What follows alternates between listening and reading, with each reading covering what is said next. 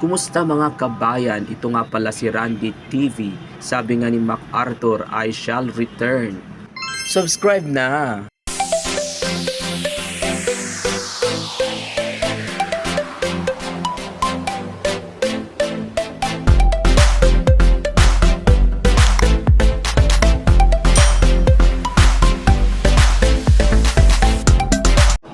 Around 3 PM nga mga kabayan ay nagpunta ako sa isang agency dito sa Manila. Napakadaming aplikante, siguro nasa 200 heads po ito. At sa oras ding iyon ay sumabak ako ng initial screening. Pinalad naman ako mga kabayan na makapasa ng initial screening at sumabak nga ako sa final interview. 4 PM ay sumabak na nga ako sa final interview at dalawang Arabo ang nag-interview sa akin. Sobrang na-enjoy ko nga ang final interview dahil relate ako sa mga questions nila. Ngunit, after na interview, pakiramdam ko walang assurance for passing. After 5 minutes ay isa pala ako sa naselect at pang 40 ako na natawag.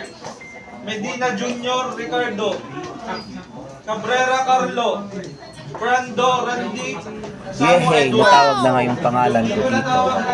Akalain mo kabayan humabol ako ng pang 40. Pitos day natin mga kabayan sa oras na yan.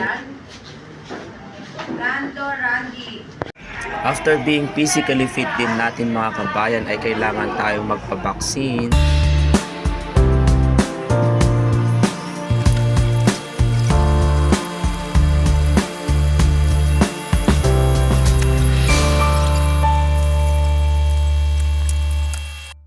Ito na nga ang ating pinaghihintay mga kabayan bilang isang OFW.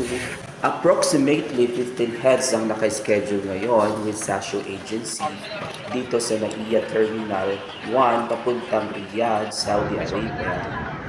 Ito na nga ay dumating na ang aming liaison officer from the agency para ihatid ang aming mga documents na kailangan sa paglipad papuntang King Khalid International Airport.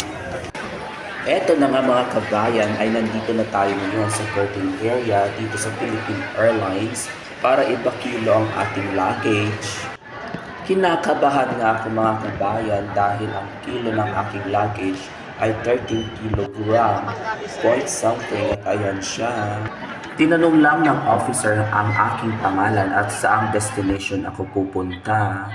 Ayan na nga mga kabayan ay binigay na sa akin ng aking pasaporte at boarding pass.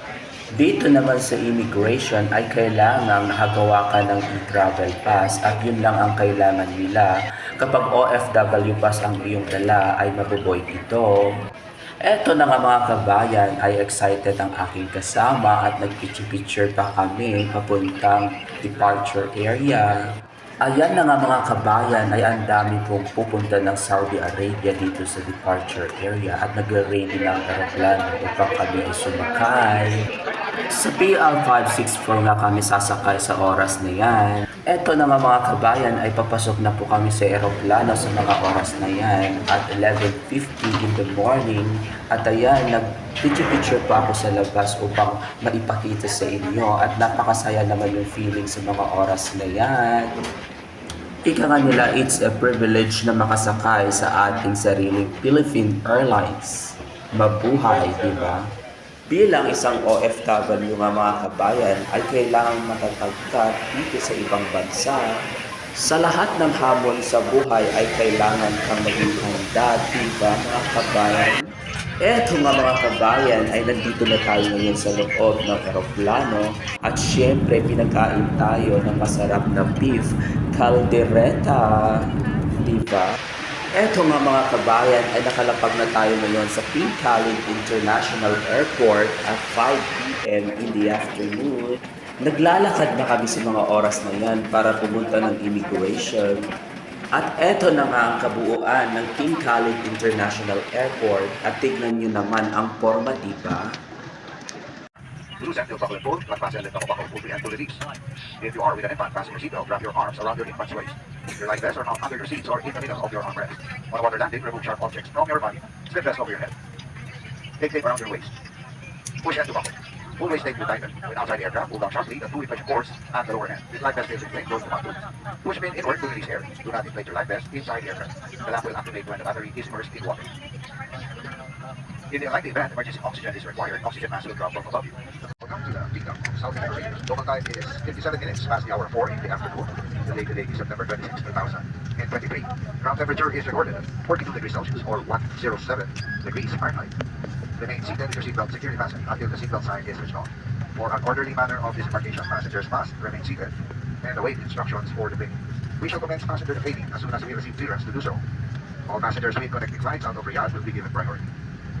Remain seated until your roll numbers have been called upon for the planing. Again, passengers who need assistance, please approach our cabin crew and ground staff who will be happy to assist you. On behalf of Captain Marlo Valencia, First Officer Paolo Angelo Ilustre, First Officer Manuel Lorenzo Ponce, and the rest of your Airbus 330 cabin crew, we would like to thank you for flying Philippine Airlines. The heart of the Filipino, mabuhay at maraming salamat po.